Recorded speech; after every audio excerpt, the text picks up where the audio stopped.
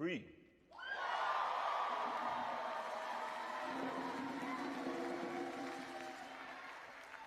I'm free, y'all.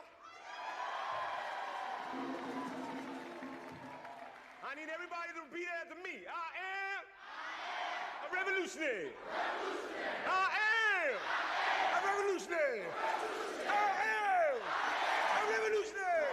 I am a revolutionary. I am a revolutionary. I am a revolutionary. Nobody let me hear the people beat. This is what we call the people beat. Started in 1966 by Huey Newton and Bobby Seale. It's the beat that manifests in you, the people. They can't never stop the party unless they stop the people. Well, ain't you high?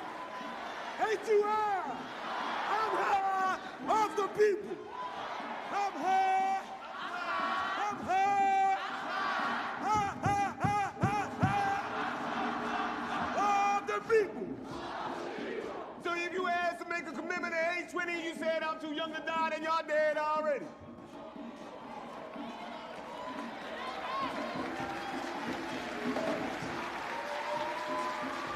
If you're there to struggle, you're there to win. If you're there not struggle, then goddammit, you don't deserve to win.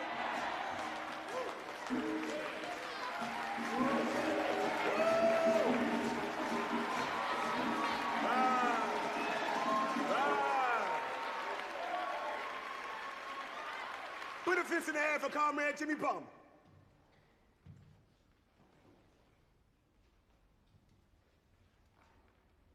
Jimmy Palmer died a revolutionary deed. He stood face to face and toe to toe with Pierre Daly's henchmen and made the greatest sacrifice one could ever make. Right on.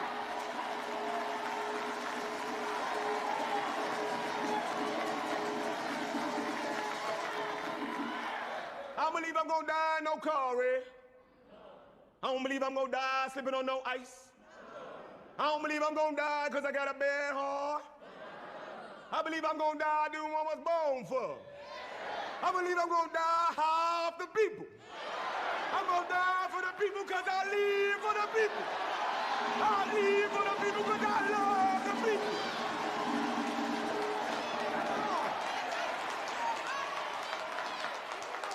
And as for them bloodthirsty, murderous pigs, well, some of you might be in the audience right now, huh? Sitting on a tape recorder, gun in your head. Well, let me make it plain.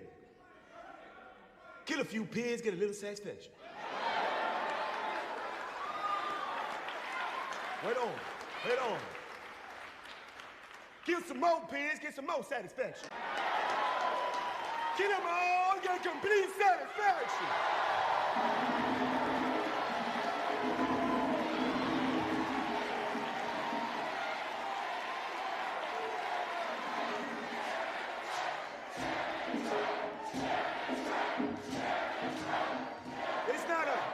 It's not a question of violence or non-violence. It's a question of resistance to fascism or non-existence within fascism. You can murder a liberator, but you can't murder liberation. You can murder a revolutionary, but you can't murder revolution. And you can murder a freedom fighter, but you can't murder freedom. I said, hey, a revolutionary. Hey, a revolutionary.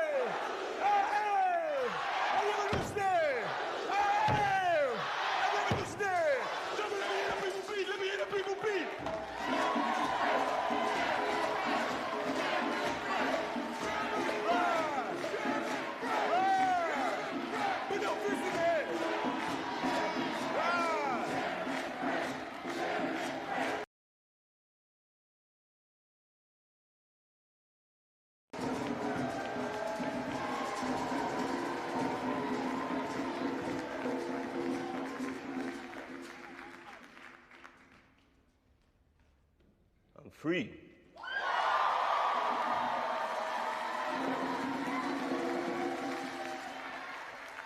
I'm free, y'all. I need everybody to repeat after me. I am a revolutionary. I am a revolutionary. revolutionary. I am a revolutionary. I am a revolutionary. I am a revolutionary. I am a revolutionary. Let me hear the people beat. This is what we call the people beat. Started in 1966 by Huey Newton and Bobby Seale. It's the beat that manifests in you, the people. They can't never stop the party unless they stop the people. Well, ain't you high? Ain't you high? I'm high off the people. I'm high. I'm high. High, high, high, high, high. Of the people.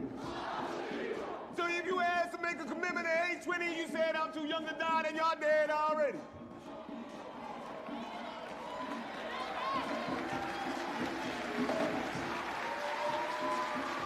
If you're there to struggle, you're there to win. If you're there not struggle, then goddammit, you don't deserve to win.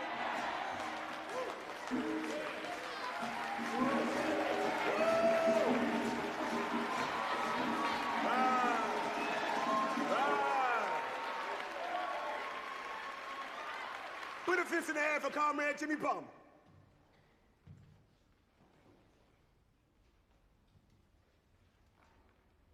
Jimmy Palmer?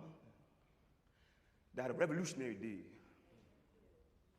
He stood face to face and toe to toe with Pierre Daly's henchmen and made the greatest sacrifice one could ever make.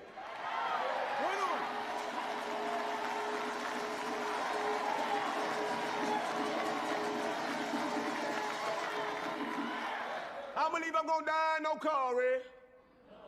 I don't believe I'm gonna die slipping on no ice. I don't believe I'm gonna die because I got a bad heart. I believe I'm gonna die doing what I was born for. I believe I'm gonna die high off the people. I'm gonna die for the people because I live for the people. I live for the people because I love the people.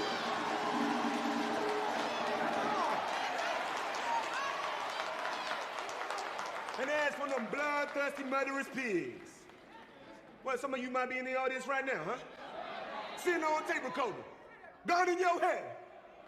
Well, let me make it plain. Kill a few pigs, get a little satisfaction. Wait on.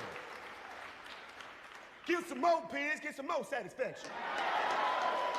Kill them all, get complete satisfaction.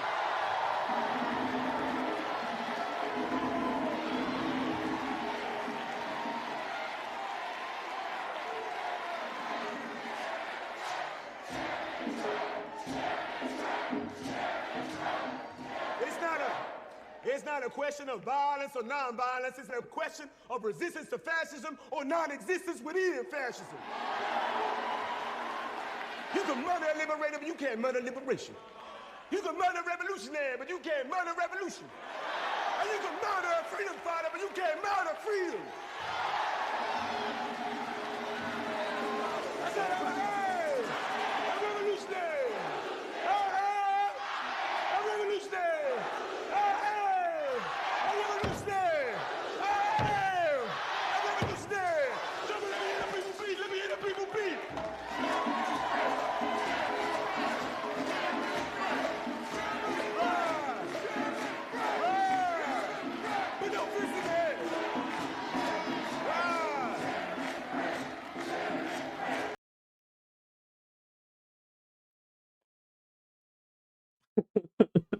Hi everyone, welcome. How are you doing? Hi Kimera, hi Harley, hi Kashkush, welcome. Also hi to the lurkers. I hope, hi Monsieur, welcome. I hope that got you hyped because we're about to read some very dark, horrible, infuriating topics. So this is all the hype you will get today because we're just going to be reading how horrible the FBI and the CIA are. uh, as you can see in the title, I wanted to talk about Assange today. because I saw this interesting article about the tribunals demand, the Belmarsh tribunals demand justice for Julian Assange. And if you're not familiar with the Assange case or with Julian Assange, he's basically the creator, the founder of WikiLeaks, and he's he has been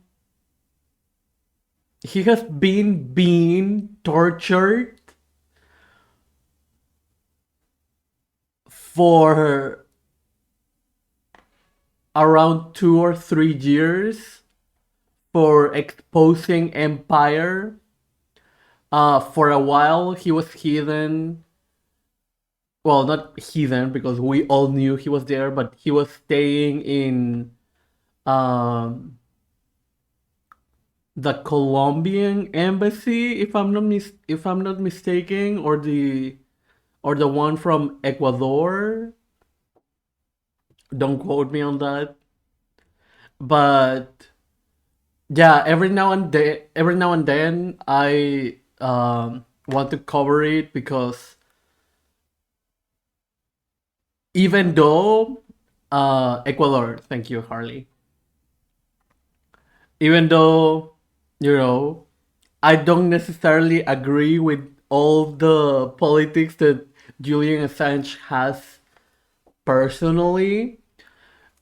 What he did, even though it's weird, what he did was ex- like, how I explain this?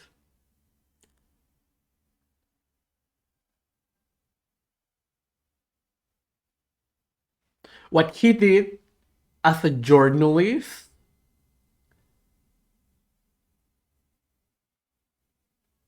really showcase how terrified the imperial court is to be exposed,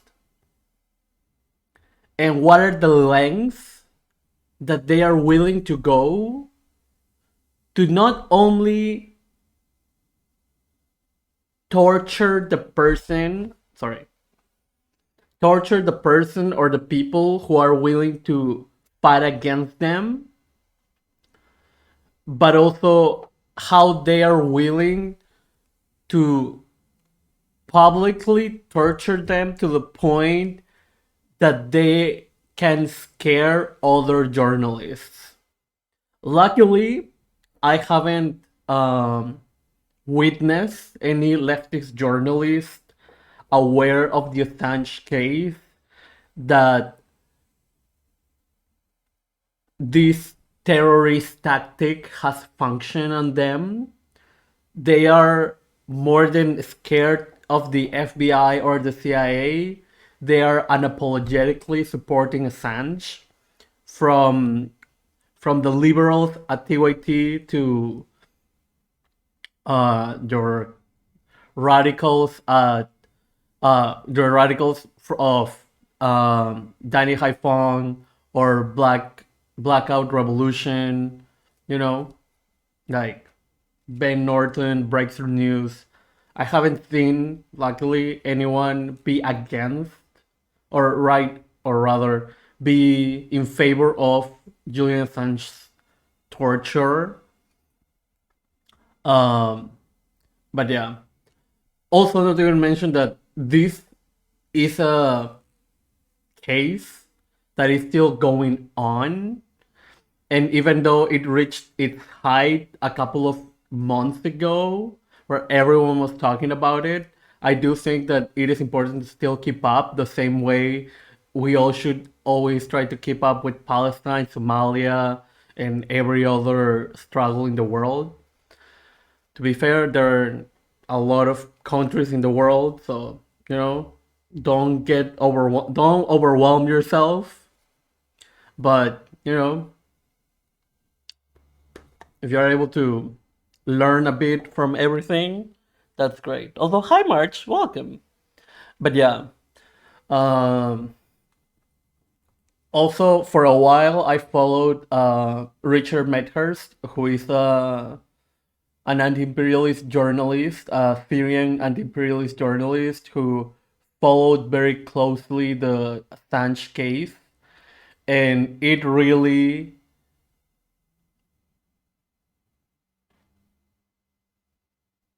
made me open my eyes, but it really showed me how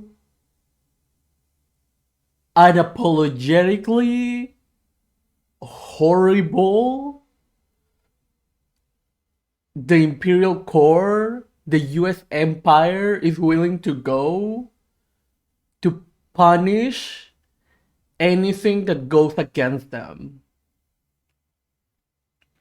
And it is especially wild because even though, of course, imperialism brings war to a lot of places in the world, when you hear the things that they have done to Assange, from just not giving him the medication that he needs to live, to straight up like putting him in solitary confinement for months, not giving him food,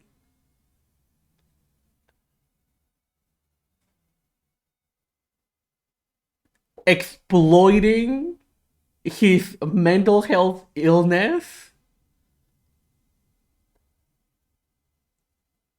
and seeing the effects that all of that torture has had on him, it is truly heartbreaking, mind blowing.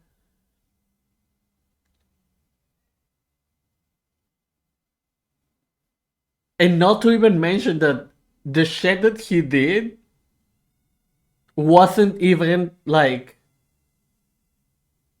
out of the ordinary procedure, to call it like that, because by the time he exposed the things that he did, many mainstream media sources, many other mainstream media, um, yeah, sources were also covering like what he exposed, and to see just him being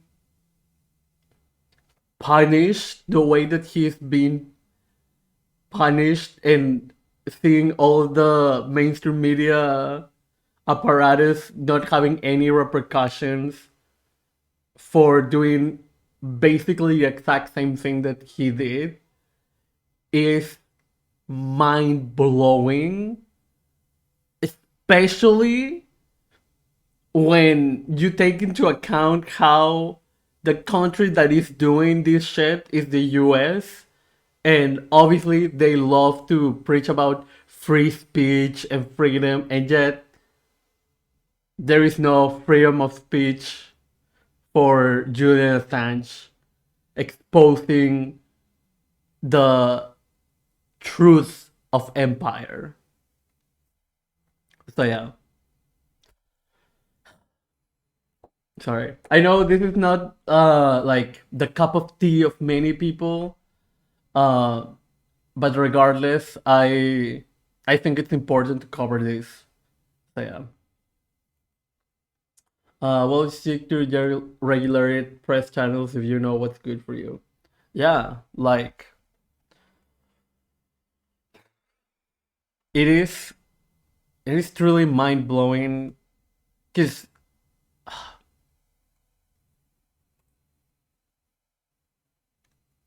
I like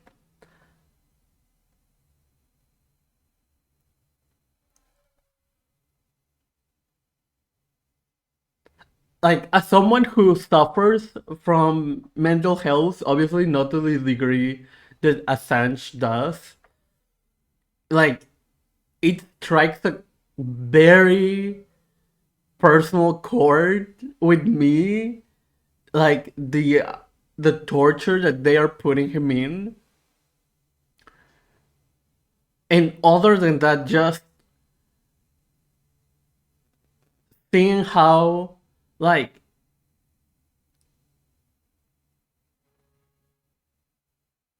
leftist journalism, I wouldn't say has never reached like this point. Uh, but it's such a core of our current baby leftist movement, and to have such an icon, for a lack of a better word, being publicly like tortured, because I truly have no other word to use,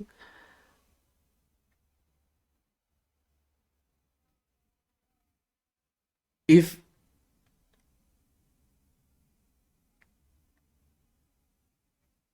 is visceral.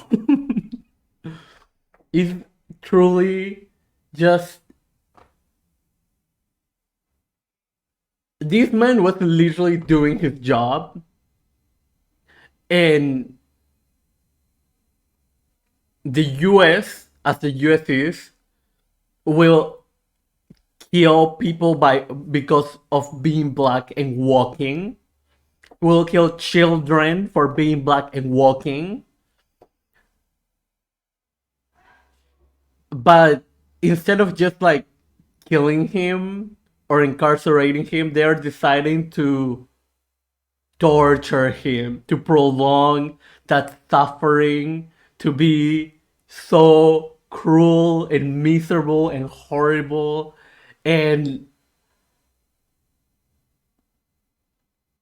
I think the least I can do is to shine a light of the atrocities the empire is currently doing to people that dare to speak against it.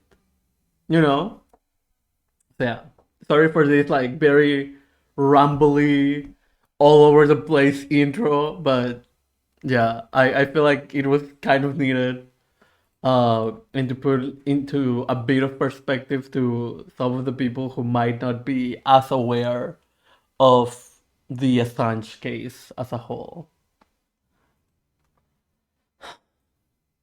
Um,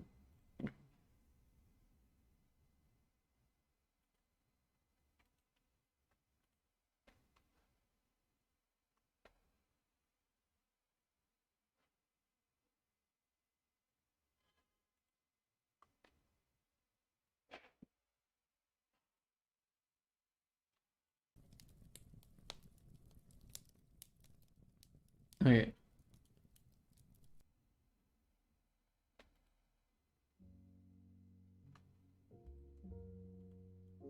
Hi, Felefe, welcome. We will relentlessly pursue you if you go against our narrative, and you will be broken. Yeah, and like,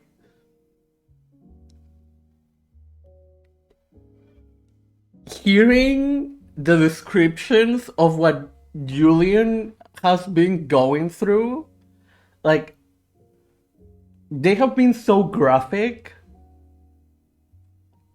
that I just cannot like ignore it, you know? And so as soon as I saw this article, I went to read it. I don't know how like good it's going to be. I just trust that it's going to be good because again, I haven't seen anyone left leaning that isn't in support of Assange. And so I don't distrust that Amy Goodman and Dennis Moynihan are going to have like a fairly good assessment of what's going on. But yeah, we're good. Oh my god, hi Kate, welcome. Well-heeled young man, shield blowing professional. Yeah, warning to, yeah, he is a warning to the establishment media rebels, literally. Sancho was no revolutionary. He was an idealist, white middle class Anglo of empire. I mean, that's the thing. Like, as much as I do not necessarily agree with his politics, he still did something that made the empire fear, and they decided to retaliate in the most horrifically gruesome ways. And it is like mind blowing to me. Well, it is not, because of course they are going to do that, but at the same time, it's like,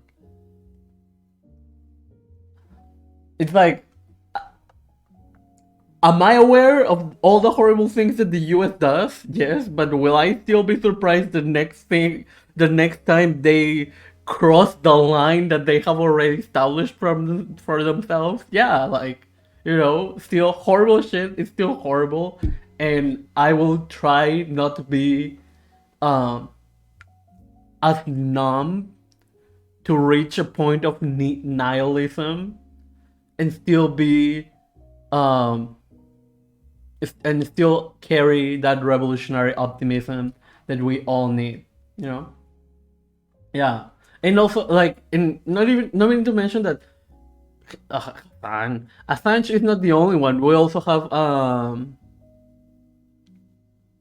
Chelsea Manning and other people, but I just know these two people because I'm not too into like the whole like actually journalist um industry, I guess. Not industry, but you know what I mean. So yeah, like, you know, okay.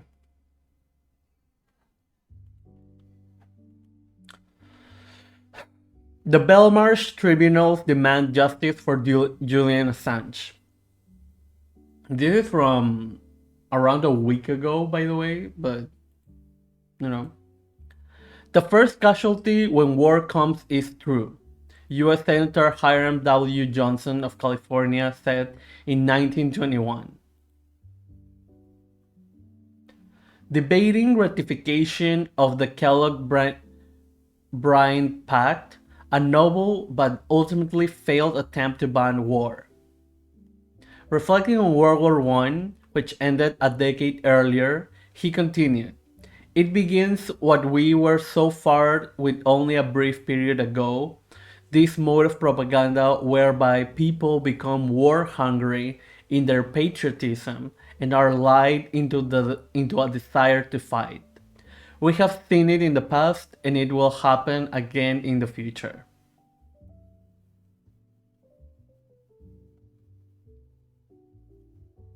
Any resemblance to reality is a coincidence? Of course, you know.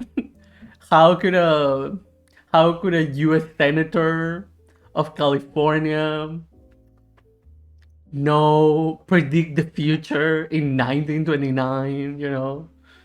It's not like the US would always use the same tactics. Time and again, Hiram Johnson has been proven right. Our government's impulse to control information and manipulate public opinion to support war is deeply ingrained. The past 20 years, dominated by the so-called War on Terror, are no exception.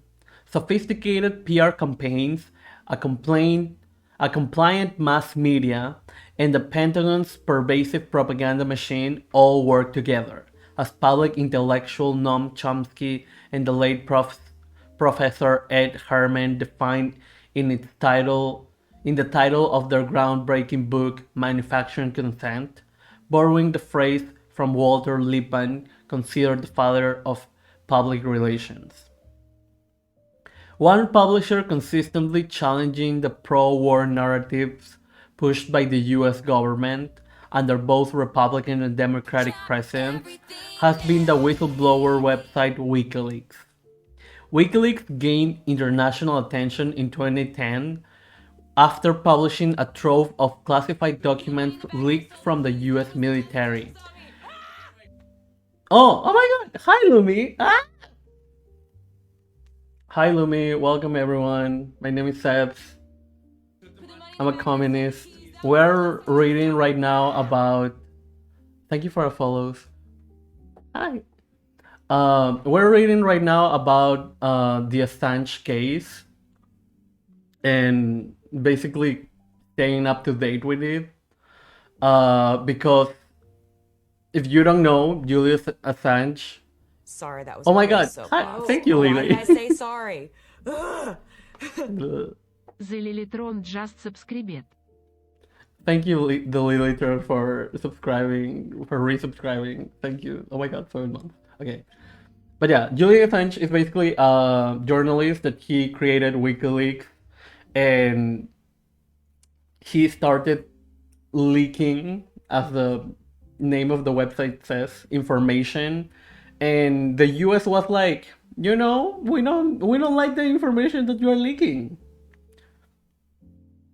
And it got to a point where he was hiding in the embassy of Ecuador, and sooner rather than later he was caught and he was put into solitary confinement for many months. And you know we are Lumi taught me a lot of ableism or anti-ableism, right? And if you are aware, when you are suffering from mental health, sometimes you need medication. And Julian Assange happens to be one of those people. And the way they decided to torture him was basically not granting him the medication, leading him to go basically um, to some dark places while being in solitary confinement. But also, on top of those two things, not giving him medication and putting him in solitary confinement, they also decided to just not give him food for, 2 weeks at a time. Super nice treatment from part of the US. We stand, we love. So yeah, and this has been going on for around over a year. So that's what the US does when they are like, yeah, we don't like what you're doing. And by the way, this guy, white guy, kind of conservative. So we don't really like his personal politics, just beware. But regardless, like Australian, if I'm not mistaken, but like they were still like, you know what? Fuck you. We don't want you leaking information that it will still be public information in a matter of years. So I don't know what they are trying so hard to hide it. I mean, in 50 years, people won't care, but whatever. But yeah, it's just horrible.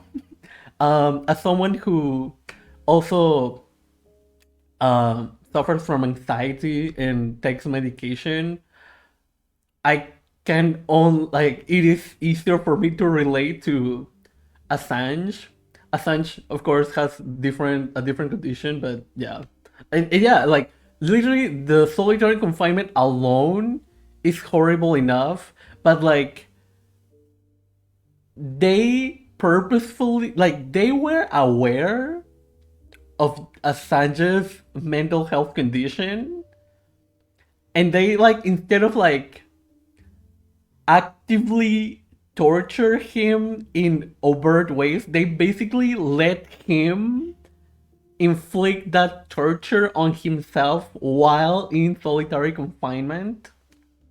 Apart from starving him, of course, because apparently, you rooming with your own thoughts is not torture enough. They decided to starve him, right? And yeah, these horrible things happen when you decide to go against the U.S. intelligentsia. So fun. But yeah, hi. I hope you're having a great day, everyone.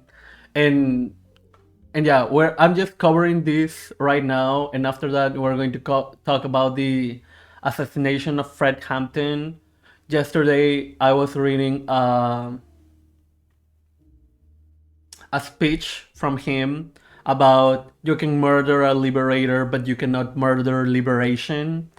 Um, I personally look up to Fred Hampton a lot. Uh, he should be truly a role model for everyone in the left.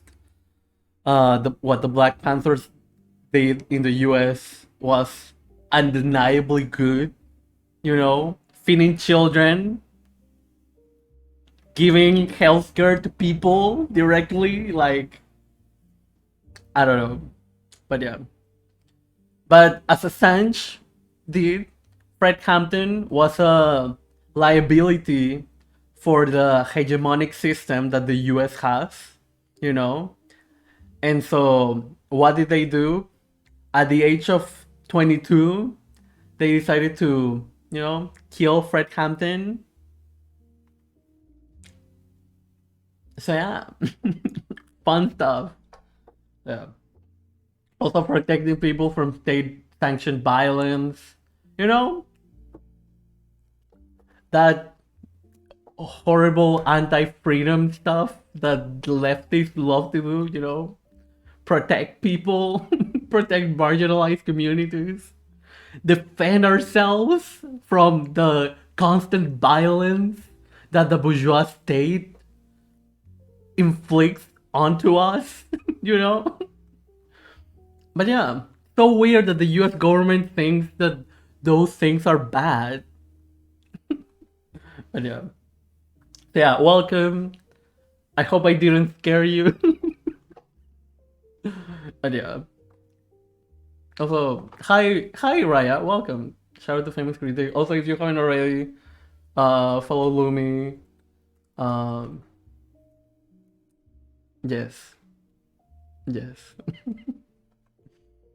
Okay. I will restart the article because we just barely started, but yeah.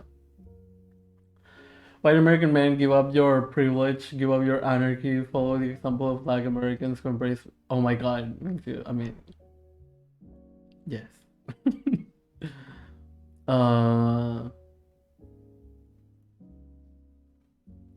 Was I reading something? No, okay. Yeah, no, it's okay. First casualty when war comes is truth. U.S. Senator Hiram W. Johnson of California said in 1929, debating ratification of the Kellogg-Briand Pact, a noble but ultimately failed attempt to ban war. Imagine someone trying to ban war in the US. It's like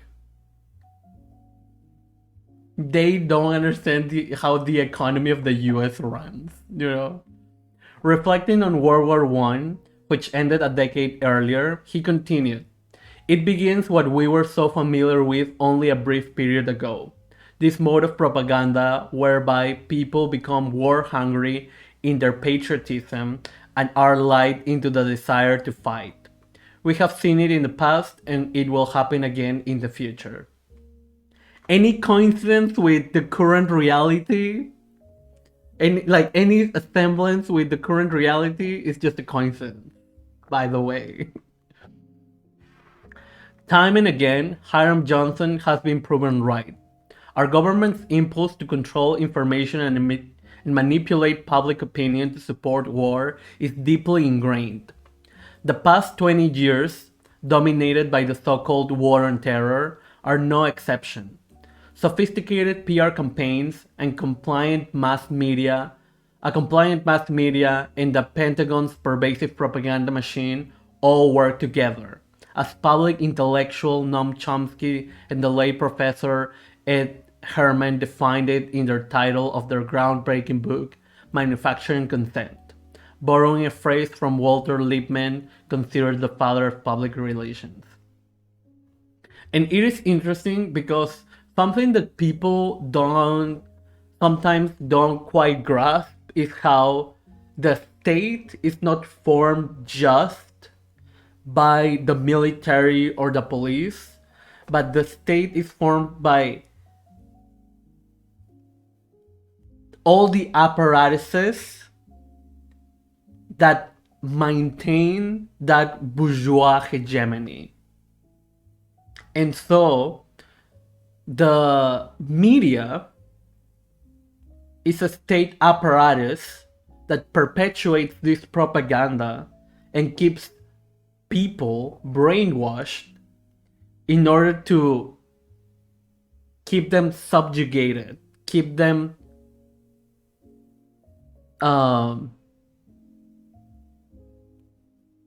without any desire to question their reality, right? They just, the media's job is literally to maintain people uninformed of what really matters. M&M's. You know what I mean? Like,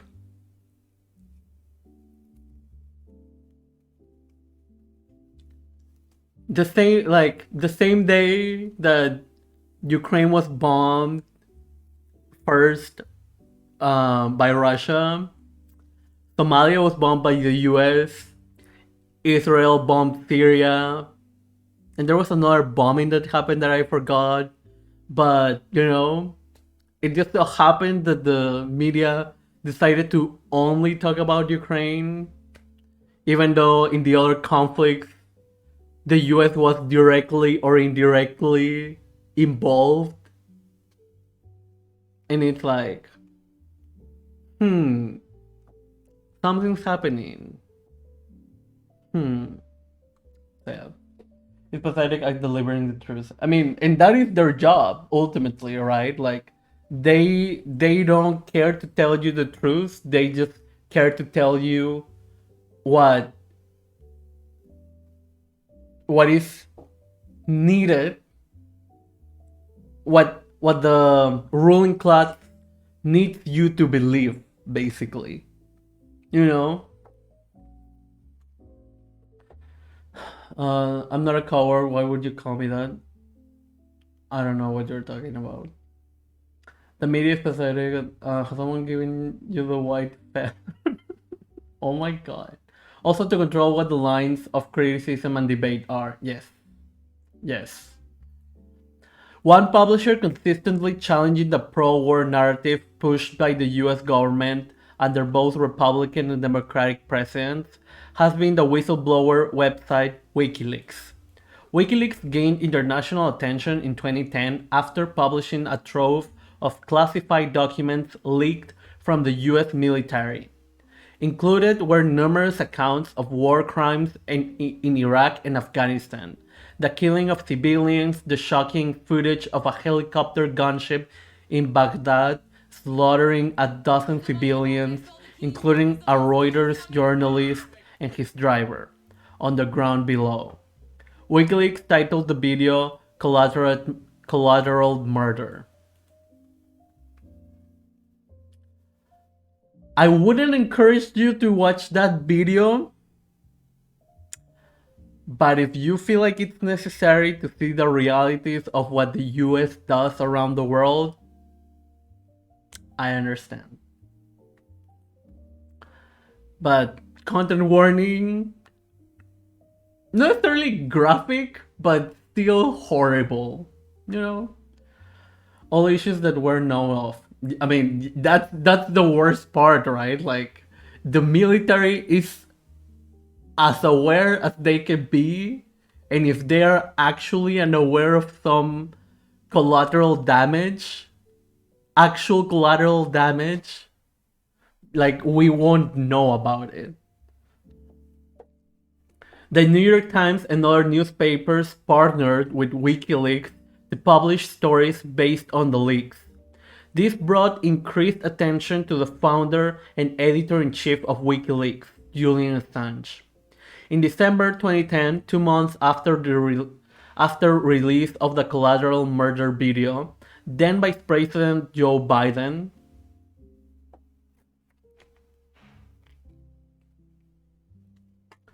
appearing on NBC, said Assange was closer to being a high-tech terrorist than the Pentagon Papers.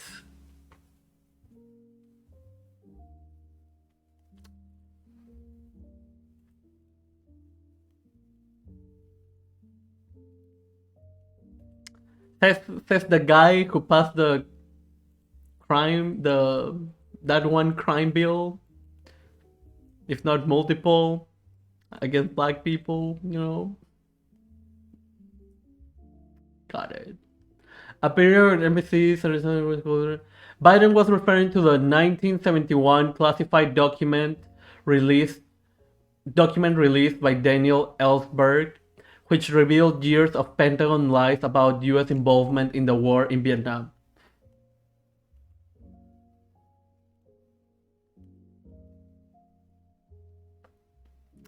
Yeah, Marx and Lenin would have voted for Biden. What are you talking about?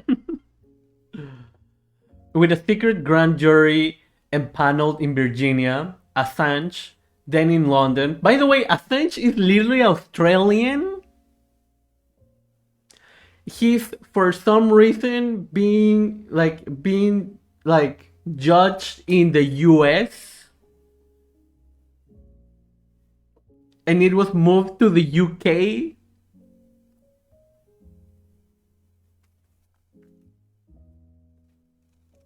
He was born in Australia, did WikiLeaks from Australia, but let's judge him in the US.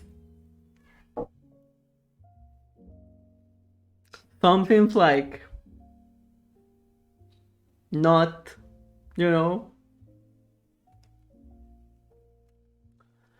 feared being arrested and extradited to the United States. Ecuador granted Assange political asylum.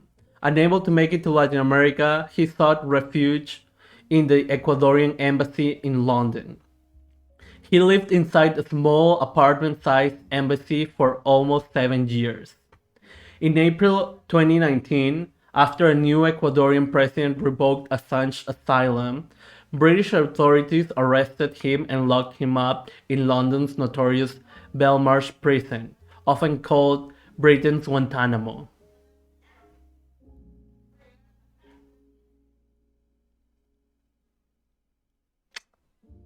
Look, if you happen to know what Guantanamo Bay is,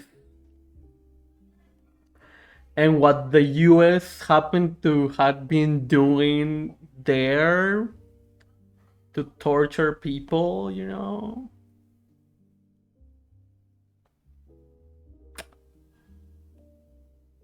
I mean, yeah, to be fair, Australia would also fuck him over, I'm just saying, legally, it doesn't really make sense to do it in the US and then the UK, but, I mean, yeah, fair. Any member of the Five Eyes will do an intelligence meeting of the US, yeah, literally. Database of Asdur Belmarsh has a lot of radical Islamic prisoners. Interesting. He has been held there in harsh conditions and in failing health for almost 4 years. I was wrong. I said 2 earlier. It's been 4. Makes everything that I talked about even worse. Fine. As the US government seeks his extradition to face espionage and other charges. If extradited and convicted in the US, Assange faces 175 years in a maximum security prison. Okay.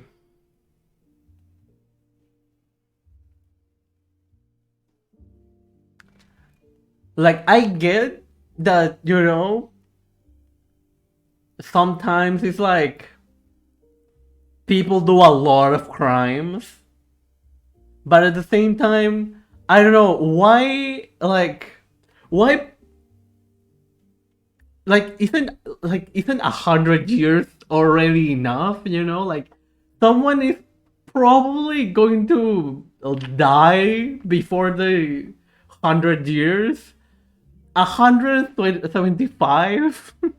Like, it gets to a point where it's just absurd, you know? Like, yeah, why not 275? I mean, it is 175 because of all the charges that they want to put him, and they just add up. But at the same time, like, it gets to a point where I'm like, isn't it just absurd? While the conservative-led UK government seems poised to extradite Assange, a global movement has grown demanding his release. The Progressive International, a global pro-democracy umbrella group, has convened 4 assemblies since 2020 called the Belmarsh Tribunals. Named after the 1966 Russell Sartre Tribunal on the Vietnam War, convened by philosophers Bertrand Russell and Jean-Paul Sartre. You get it. The Belmarsh Tribunal has assembled some of the world's most prominent progressive activists, artists, politicians, dissidents, human rights attorneys, and whistleblowers, all speaking in defense of Julian Assange and WikiLeaks. We are bearing witness to a travesty of justice. Jeremy Corbyn, a British member of parliament and former leader of the Labour Party, said at a tribunal, to an abuse of human rights, to a denial of freedom of somebody who bravely put himself on the line, that we all might know that the innocent died in Abu Ghraib. The innocent died in Afghanistan. The innocent are dying in the Mediterranean, and innocents die all over the world, where unwatched, unaccountable powers decide it is expedient and convenient to kill people who get in the way of whatever grand scheme they've got. We say no. That's why we are demanding justice for Julian Assange. Corbyn is joined in his call by the New York Times, The Guardian, Le Monde, El País, and Der Spiegel, major newspapers that published articles based on the leaked documents. Publishing is not a crime, the newspapers declared. Never before has a publisher been charged under the US Espionage Act. The Assange prosecution possesses a fundamental threat to the freedom of speech and a free press. President Biden, currently embroiled in his own classified document scandal, knows this and should immediately drop the charges against Julian Assange. Oh, this was shorter than I expected. But yeah, wow, okay. This was like not like a nice update to the case, but it did bring forward a lot of information that I didn't know. Like, I didn't know there was this I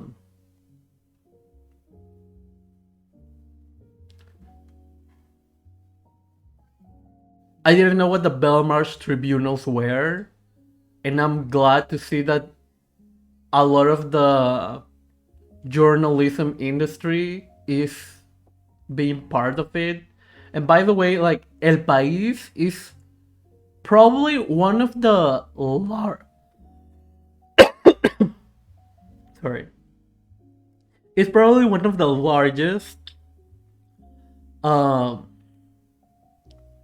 Spanish speaking newspapers, not only in Spain, but just around the world. And by around the world, I mean Spain and Latin America. Because literally, I mean, I guess you could include the Philippines, but I don't know the stats there, so I will just stick with Spain and Latin America, you know? But I'm glad that all of these organizations are in support of him.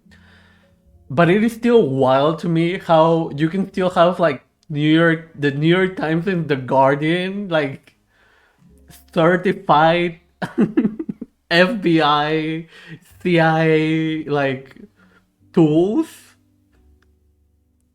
and still like have no, and the US still decides to present like no desire to like drop the charges, you know? But yeah. Also, hi Chan, welcome. Um 600 years or something like that. Interesting. You get 15 mandatory for killing someone in cold blood. Just the labor right stabbed Corbyn in the back. Let the Tories win again rather than have a real socialist. Yeah. You know, if the US wants to do this, then they own up to their own war crimes. Just saying, although, of course, Julian shouldn't be extradited. Yes. The US wanted to clamp down stenographers. Yeah, the duality of the liberal left. Like, even then, like, I'm not sure what it would take to, in this case, make Biden drop the charges. Because,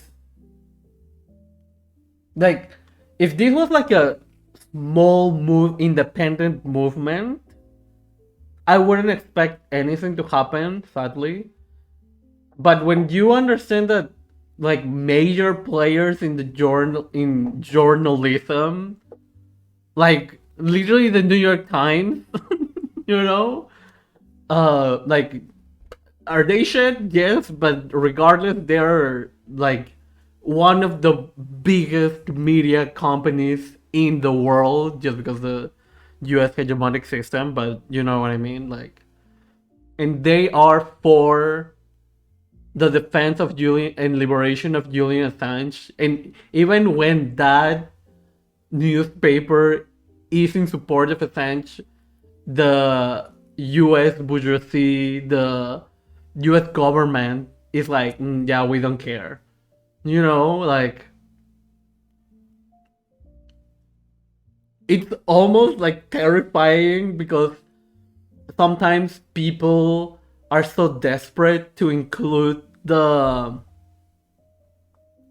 oppressors in liberation movement, thinking that they will uh, help with solidarity or anything. But at the end of the day, like, the oppressive structures are not going to concede unless they want to, you know? Unless there is something to benefit for them. And this is why we need revolution, but I won't get into that. But, you know, just saying. So it's wild. It's wild man Dan. Just kidding. Okay. Yes, I had this pun ready. But yeah, if you want to read the article, there's a link. I also put all the links that we go through on stream in my Discord. Join the Discord. But yeah. Now, to a more fun topic. How the US didn't torture Fred Hampton, but they rather just killed him and killed another Black Panther in the process with 100 bullets. Fine. Okay. Content warning, murder. You know, I don't think there's any like gruesome descriptions. We've already watched the box uh video on the murder of Fred Hampton, but this is more of a background, baseline understanding of what happened. And then we're going to watch two other videos that go further into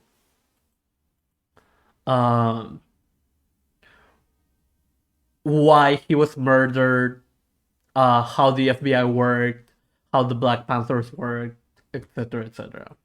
So, December 4th, 1969. Akua Njeri was 19 years old and sleeping next to her fiance, the Illinois Black Panther Party chairman, Fred Hampton. The next thing I remember was someone in our room shaking Chairman Fred. Chairman, wake up, wake up. Plaster was flying off the wall. You could smell the cordite from the gunshot. If you've ever been under gunfire, 5 minutes is 5 hours. To you, it seems like forever. The shooting started back again. Then another voice unfamiliar to me said, "He's good and dead now." I knew they were talking about Chairman Fred. Fred Hampton was murdered by his government. But before that, he was a leader in a movement practicing a new kind of activism. A movement targeted because of its power to unite people. Smart TV LG de 50 pulgadas a 1200. I am literally going to destroy capitalism right now. December 4th. You know, I had deactivated my ad blocker because I wanted to support small content creators. Well, Box is not a small content creators, but these motherfuckers are taking advantage of me. 1960 chairman. Fire started back good and dead now. Fred, for that, was murdered by his government. Okay, and I do want to not break this down, but I do want to analyze a bit of this sentence because I think it's super interesting. Fred Hampton was murdered by his government. But was it truly his government? Is the government that you have, I'm talking in general, not necessarily just US people, but is the government that you have truly yours? Did you want that government? Do you approve of your government? Because I would argue that if you don't not just disagree with your government, but if you're actively defending yourself from a government that is constantly trying to diminish your activism and trying to kill you, I wouldn't call that my government. Hashtag not my government. But yeah. Buy it, but it was not for him. True. But before that, he was a leader. Oh yeah, but beyond that, it's speaking it speaks volumes how the governments that we live under are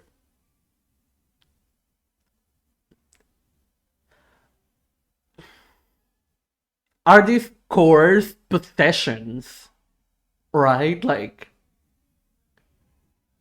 And even then, because of how grammar works, it is framed like the government is ours, right? I mean, not to even go into the whole democracy thing, but if something that is yours wants to kill you, how can we even think of saying such a thing, right? His government. Fred Hampton was murdered by the US government.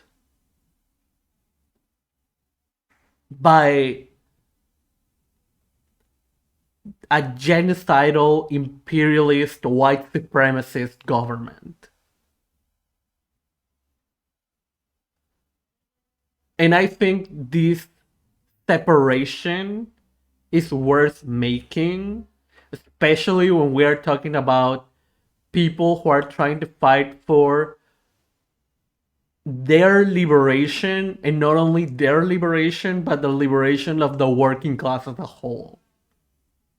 You know? Leader in a movement practicing a new kind of activism. A movement targeted because of its power to unite people.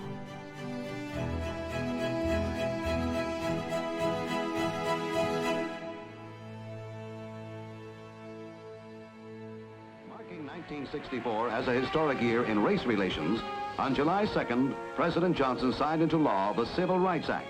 It was the strongest... In the 1960s, racial progress in the U.S. was at a turning point.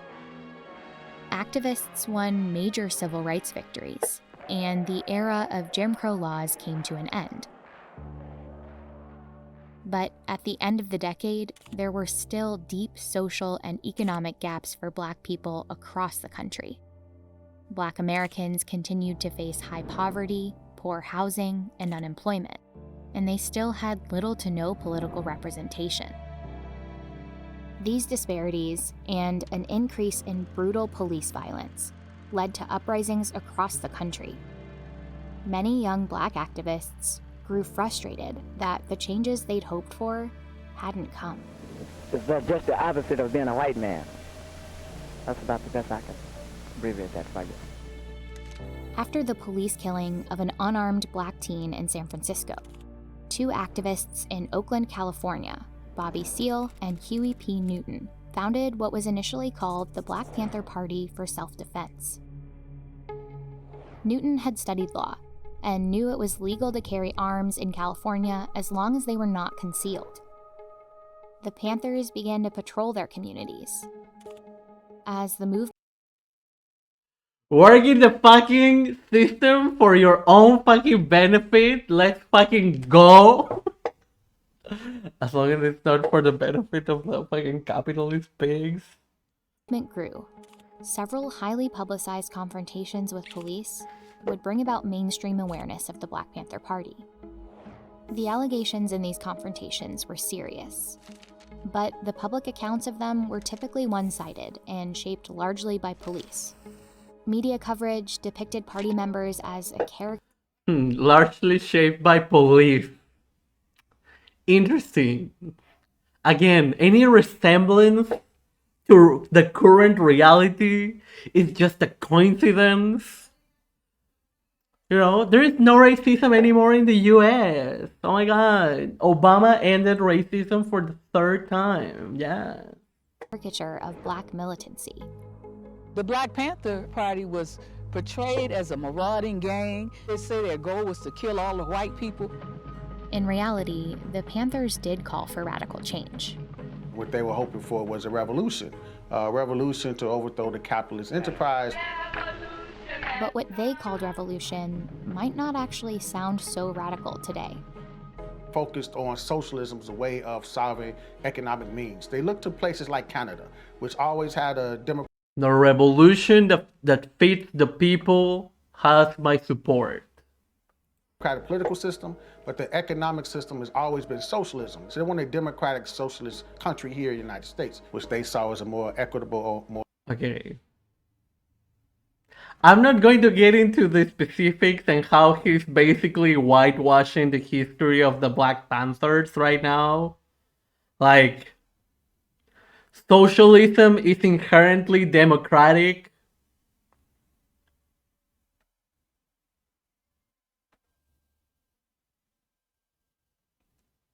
I am just going to say that.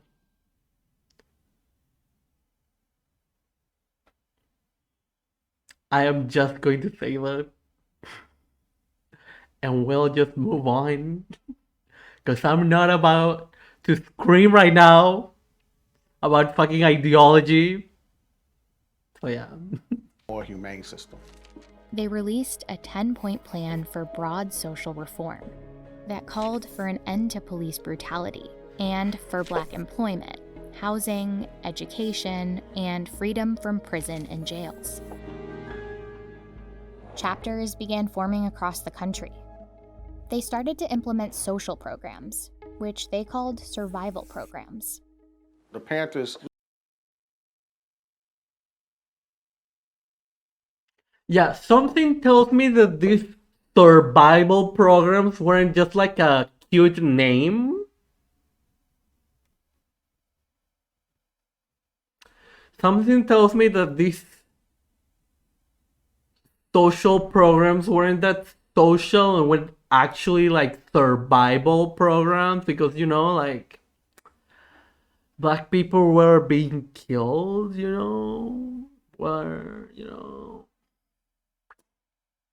Again, any resemblance to the current reality is just a coincidence. We don't know what you're talking about.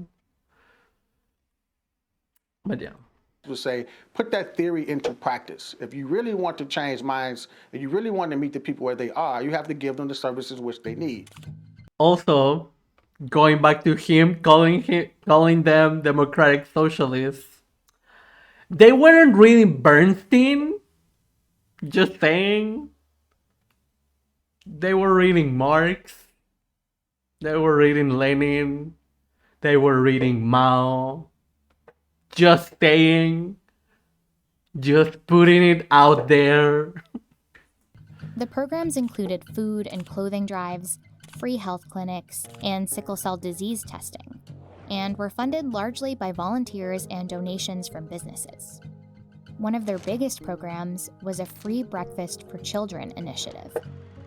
I wish she or Box could have expanded on what were those businesses donating, and what were those businesses donating.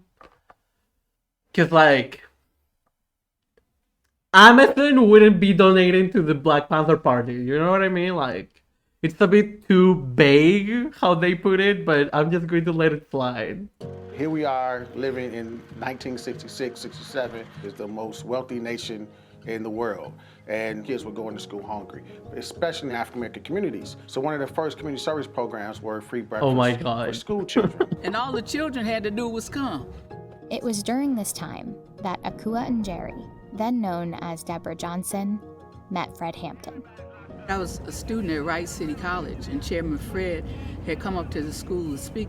And he said, in the breakfast program, we feeding over 3,000 children a week. We're serious about making power to the people of reality. We're not just sitting up here jaw-jabbing and talking shit, We about work. And I said, damn, we serious about this business. Fred Hampton grew up in Maywood, Illinois, just west of downtown Chicago. He became president of his local NAACP Youth Council in 1967, at 19 years old. Shortly after, he was recruited by a founder of the Illinois chapter of the Black Panther Party. That you can jail a revolutionary, but you can't jail a revolution. Right. Because of his charismatic skills, he quickly rise to the top of the crop. Here he is at age 21, building and leading the Illinois chapter Black Panther Party. Soon after they met, and Jerry and Hampton became a couple. Anybody that has met him or heard him speak, they say he wasn't bullshit. He was for real. You have to understand, the people have to pay the price for peace. If you dare to struggle, you dare to win. If you dare not to struggle, then goddamn it, you don't deserve to win. Let me say peace to you if you're willing to fight for it. Chicago in particular was a place where the party's ideals especially resonated. It was then the second largest American city, and due to decades of discriminatory policies, if you haven't heard any Fred Hampton speeches, I highly encourage you. We watched one at the beginning of the stream. I may or may have not cried. You still won't see it because I wasn't on camera yet. But yeah, I just want to put it out there.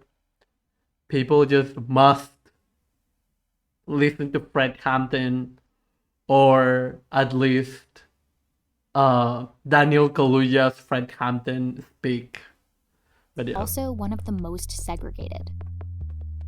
Chicago's mayor at the time, Richard J. Daley, opposed neighborhood integration. And in the 1950s, the city had begun to redevelop certain neighborhoods, pushing low-income residents out and into densely packed, high-rise public housing in already overcrowded neighborhoods. Black people were pushed primarily to the south and west side of Chicago. A large Puerto Rican population was here in Lincoln Park, and poor white people were concentrated here in Uptown. These groups all faced similar problems. They all had dilapidated schools, they all had dilapidated homes, they were all being drafted into Vietnam. Very few of those communities had health care. In 1969, Hampton led the Panthers towards an unexpected alliance, a coalition of activists working across racial lines against a corrupt city government that threatened their communities. We're gonna fight racism, not racism, but we're gonna fight with solidarity. What they had in common was their poverty. So they was building a revolution based on class solidarity that transcends race, that they all had the same hell to pay. Hampton named the group the Rainbow Coalition. It included the Black Panthers, a Puerto Rican group called the Young Lords, and a group called the Young Patriots, made up of largely poor white migrants from Appalachia who had moved to Chicago. Also, if you didn't know, the Young Patriots used to wear the Confederate flag, but once they started working with the Black Panthers educated them on how the Confederate flag had a very racially charged meaning, and they stopped using the Confederate flag. So if you ever hear people being like, oh, the Black Panthers work with Confederates, that's not true. They didn't know better, and they soon changed their ways when they learned. So, fun fact. Chicago seeking economic opportunity. We don't hate the motherfucking white people, we hate the oppressor, whether he be white, black, brown, or yellow.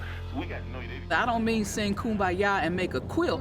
I'm talking about bringing them together on common things they could unite on. Not everything, but who could say that children do not deserve to have a healthy meal? We work with anybody and form coalition with anybody that has revolution on their mind. We're not a racist organization because we understand that racism is an excuse used for capitalism. Hampton and other Panthers helped the Young Lords and Young Patriots launch their own social programs. They organized protests together. And it was working. Members were traveling across the country to organize Rainbow Coalition chapters. Particularly where Black Panther chapters were, but also in these rural. And by the way, this is what truly scared the US government. It scared them that class consciousness was being raised. That class consciousness was being propagated among the proletariat, among the working class. The reasons why the patriarchy and white supremacy, among other systems of oppression, were created, was in order to divide the working class. That doesn't mean that, we should work with overtly right-wing social people, but we still can have solidarity and work along class lines. And through working that way, we can teach others, trans people are human beings and they are working class and they suffer through economic means just like us. In the same way, racial minorities, gendered minorities, sexual orientation minorities. I think that is a weird word, but you know what I mean. So, the hierarchy works in fucked up ways in order to just separate the working class. But yeah. Also, thank you for follow Dog Holidays. Yes. Fred Hampton was the GOAT. White communities as well, to bring the revolution to bear. This blows people's minds. These people are not supposed to get along, but here they are operating as brothers of the struggles, as revolutionaries against the capitalist structure. And that was the threat to the state at the local level, but also at the national level.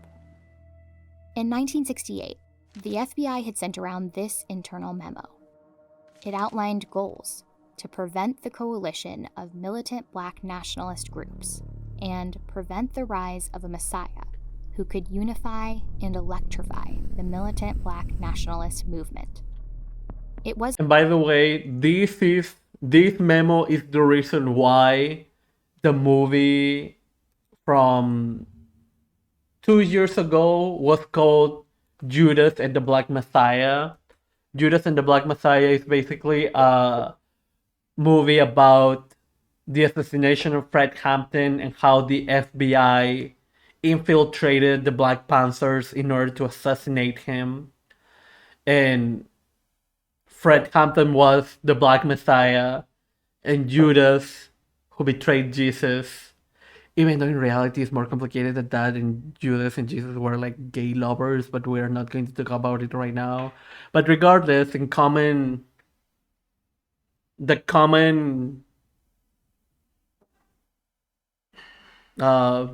understanding of Judas is that he was the one who betrayed Jesus, and so he was the covert FBI. This guy was basically working with the FBI covertly in the Black Panthers, and he was the Judas that killed Fred Hampton, the Black Messiah. So, I recommend you watch the movie.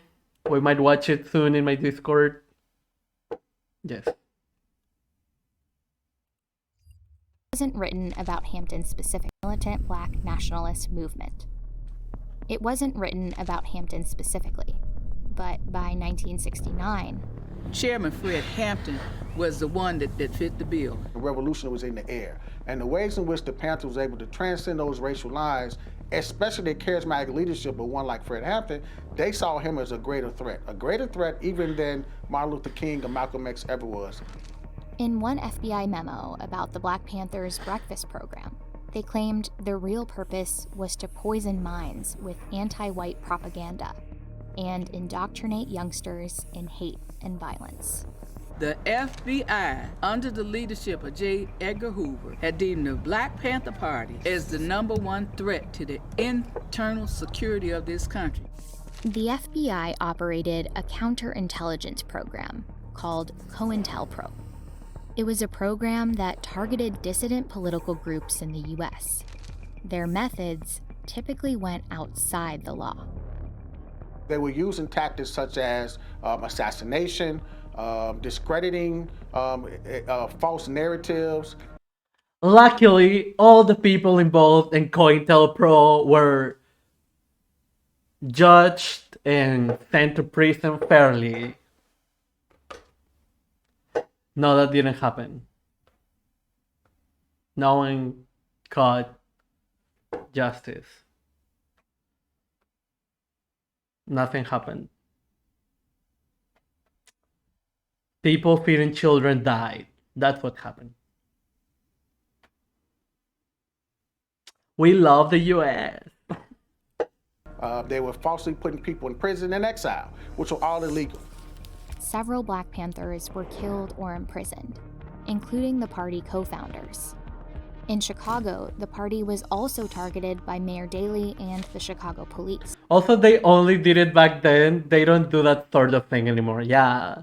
They would never currently try to target Black or any sort of minority organization,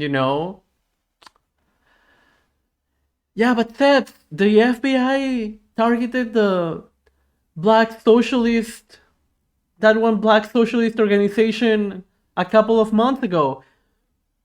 What are you talking about? No, they didn't. Yeah, that happened like the same week that Trump was investigated. But also, the FBI went to that organization at 3 a.m. But they went to Trump's house while he wasn't there at 11 a.m. What are you talking about? No, the FBI doesn't do that. No. No. Ah. Stuffy. Also, hi, Critical A Theory. Welcome. Our office was burned down at least 3 times. People would disappear. You never see their bodies again. Before you go to bed tonight, say I am a revolutionary. Make that the last word. In case you don't wake up, then somebody might believe it and you might, end up in what they call a revolutionary happy hunting grounds. Hampton, a rising star at just 21 years old, knew he was a target too. He'd been arrested in 1968 for allegedly robbing an ice cream truck and handing out $71 of ice cream. In 1960, You know what's the worst part of that story? He didn't even steal ice cream. They were like, you stole ice cream. And you know what? He didn't do it. He didn't even have ice cream. And that is truly the worst part of this entire story. Just kidding. But, at least, like, don't tempt me with ice cream. Why? 1969, he was sentenced to 2 to 5 years in prison. He appealed and was released on bond, but Which is literally illegal. Oh my god. lost the appeal. He'd have to return to prison by December 6th.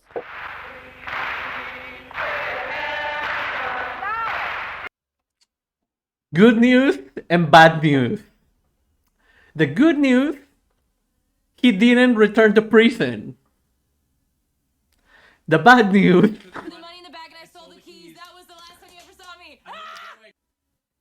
he couldn't return to prison because he got he got killed by the FBI or something, No spoilers though. Wouldn't be surprised if he was lactose intolerant. Actually, I've heard that joke. And ironically, I have heard that joke. Like, people say he was lactose intolerant. But I don't think he actually was though. But yeah. Dad, you are not the first person who has told me that. As a joke or as a joke. But yeah.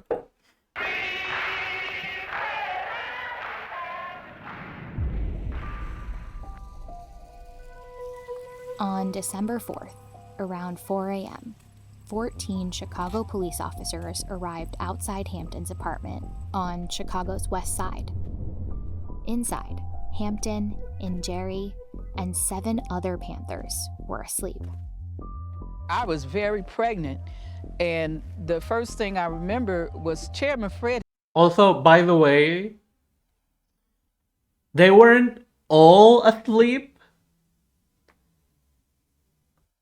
There were 5 or 6 asleep, and 1 or 2 were actually basically vigilating, not vigilating, but how does it say? Come on, English, come to me. They were awake, looking at the door. I know there's a word for this. But yeah, they were surveillancing. You know what I mean? Yeah. That fell asleep while talking on Guarding. Thank you. On guard. See? Thank you. the phone. The next thing I remember was someone in our room. Start shaking the chair. Chairman, wake up, the pigs are vamping. And I'm seeing Sentry Chairman duty. Fred, Oh my look god, up. that is such a fancy way to put it. But yeah. Surveilling. Keeping watch. Okay, thank you. And then he laid his Who needs Google when you have a chat that gives you so many synonyms? head back down real slow. Officers kicked open the door and shot Mark Clark, a visitor from another party chapter. They shot a sleeping 18-year-old named Brenda Harris. Then they shot in the direction of Hampton's bed. Mattress is just going, you can feel the bullets going into it. I had moved over on top of Chairman Fred because there was shooting into our Really? mattress. The person that had come into the room kept shouting, stop shooting, we have a pregnant sister in here. Eventually, the shooting stopped. And Jerry was forced into the kitchen when she heard another voice. Someone said he's barely alive. He'll barely make it. I assume they were talking about Chairman Fred. So the way they played this theme in the movie, it made it seem almost like the FBI wanted her to witness, or at the very least hear, how Fred died. And obviously unsurprising behavior coming from the FBI, but at the same time it's just the worst people, you know, like, oh, you love him? We're going to make you see how he fucking dies. And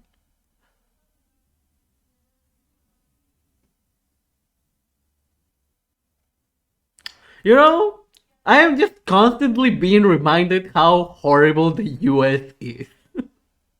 Or at least the FBI and the CIA. And the police. Like, okay, sorry, side note, it is literally just ridiculous how how frequently I am reminded the police in the US is just egregiously horrible. Don't get me wrong, the police in all capitalist countries, well, in most capitalist countries, is pretty horrible, including my country. And I say almost all because, like, I know there's some countries in Asia where police don't have guns, they have, like, a stick or something. You can look it up, whatever. but yeah, like, you know, abolish the police. 5 ways of saying a thing and none of them good. True. Pig said, he's good and dead now. As they took me out and jammed a revolver to my stomach as I was handcuffed behind my back, I didn't look towards our bedroom because I didn't know what I would see. By the way, she was pregnant. So, like, her saying the gun was pointed to her stomach, it's like, it's not like, oh, it just happened to be here. No, it is like she's pregnant and they are literally trying to point at the fucking baby because, you know, how can we traumatize this woman even fucking more, you know? Isn't it just the US where the police carry guns all the time? I mean, I'm not sure. I'm not sure if all the police here carries guns, because we have also, like, different, like, not stages, but, like, ranks in the police here. And so obviously some of them do carry guns like 24/7, but not all of them.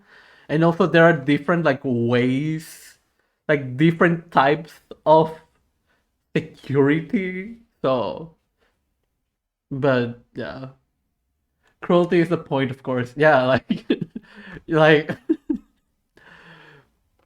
it's not enough just to kill the people you are with.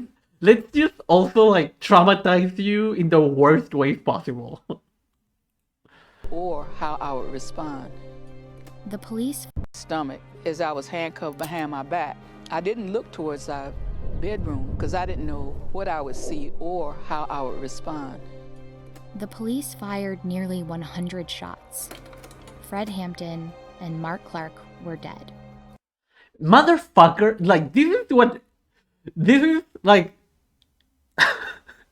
the most ridiculous part of it all. Motherfuckers literally try to say that they only shot 17 like bullets or 27, like something along those lines, like 100 fucking bullets. 100 fucking bullets, and motherfuckers literally try to downplay it. Like killing 2 people, 3 people wasn't enough. Oh no, we only shot like 17 bullets, not 100. Like, bro, you already killed 3 people. Like, literally, why are you trying to downplay this? The 7 surviving Panthers were arrested, and police smiled as they removed Hampton's body Disgusting. from the scene. Disgusting. The Chicago police and the state's attorney's office Disgusting. quickly shaped the narrative to call it a gunfight, a battle, and a shootout. Officers involved in the raid testified that they were fired on from 4 different rooms in the apartment by shotgun. Before I could get past the threshold, there were 3 shots fired from the rear bedroom. They played back a story. If they were all revolvers, interesting. No, I remember that they did try to downplay it, but like from the time they said that there were less bullets used to when like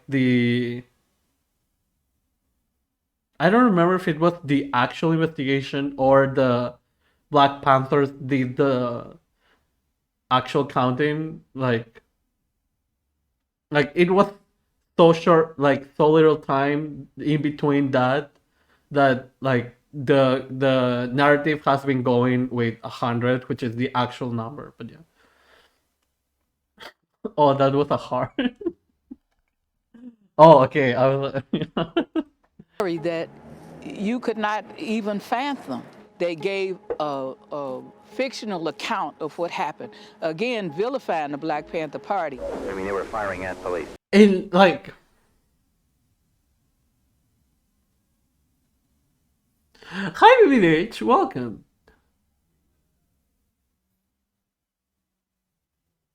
Sorry, like, okay, so this guy reminds me a lot of Elon Musk, but when I first saw him, he reminded me a lot of trigger warning, murderous name incoming. He reminded me a lot of Kyle Rittenhouse. And now hearing how the police were trying to play the victim somehow, it reminds me how like the police will truly change any narrative as long as they manage to uphold white supremacy, uphold the disgusting, conservative, fascistic values that they have. You know? And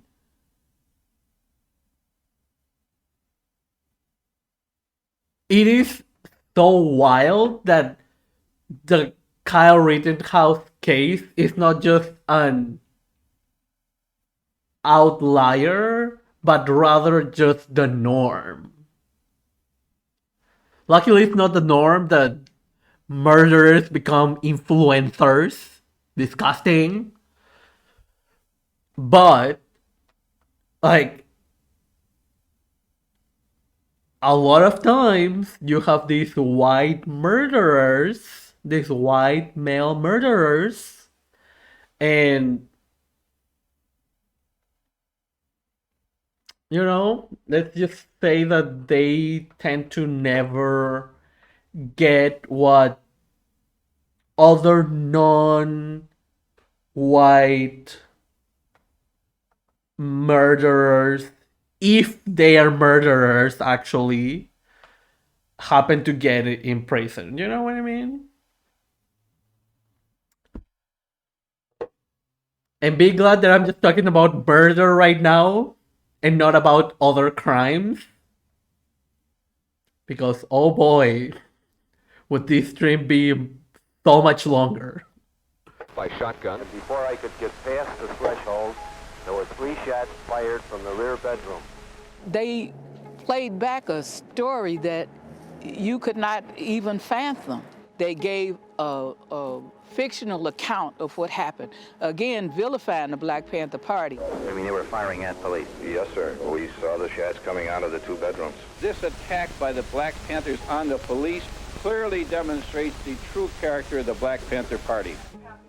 But experts and lawyers hired by the Panthers, along with other journalists, inspected the crime scene. The Panthers even opened the apartment so that anyone could examine it. And a drastically different picture emerged. It was clear that the police had fired unprovoked. Of the nearly 100 shots fired, only one possible shot could have come from a Panther's gun, likely from Mark Clark at the front door. The bullet holes that the police said came from Black Panthers were nail heads. Later, it also emerged that the FBI had assisted Chicago police with the raid. The FBI had... What? The FBI? Working with the police?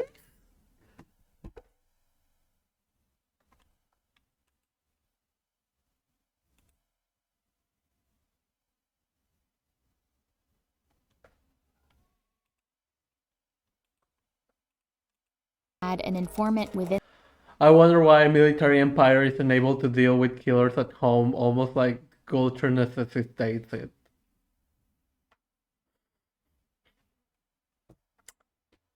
Look. Look!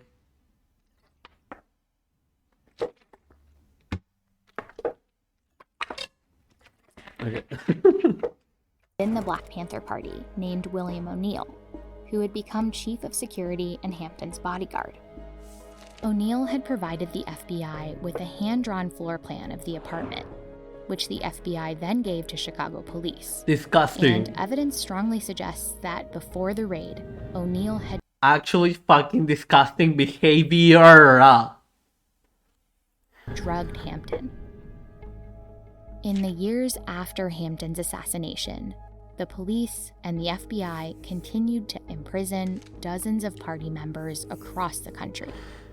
The official Black Panther Party would continue to exist until 1982, but membership decreased dramatically, and it would never be the same.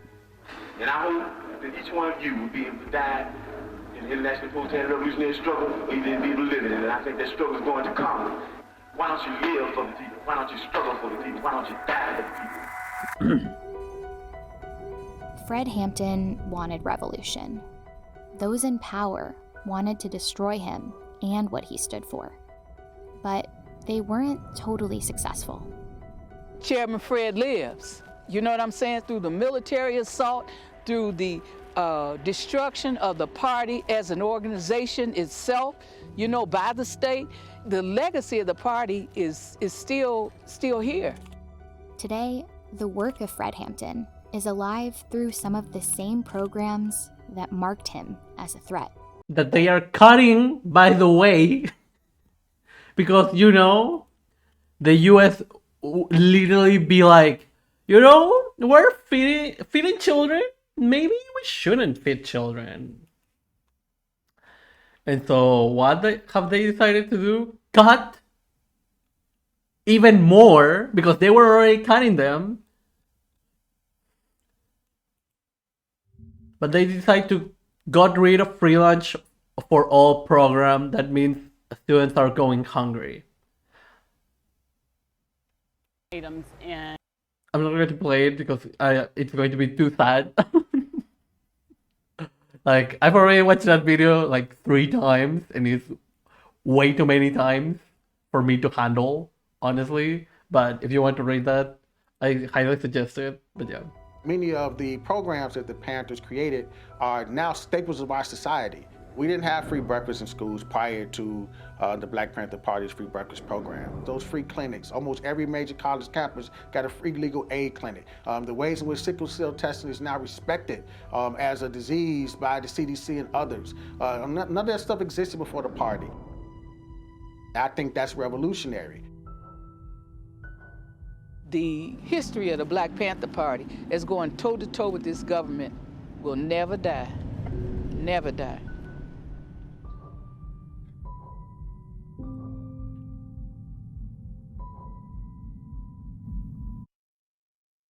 Thanks for watching this video.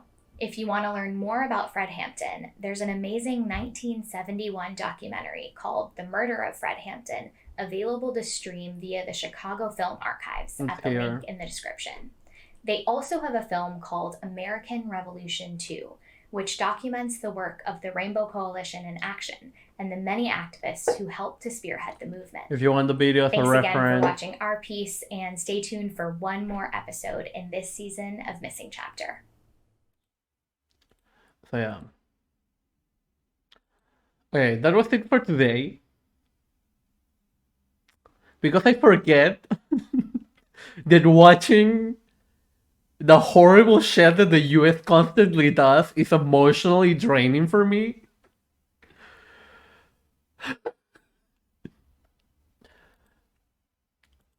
So, I've been streaming for almost 2 hours.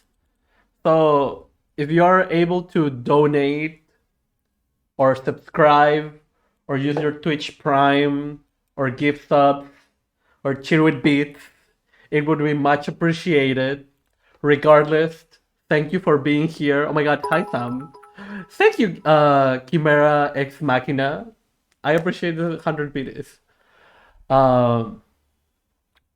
This entire month, because it's Black History Month, I will be covering, like, going through Black Panther history more than anything. We will be watching the documentary.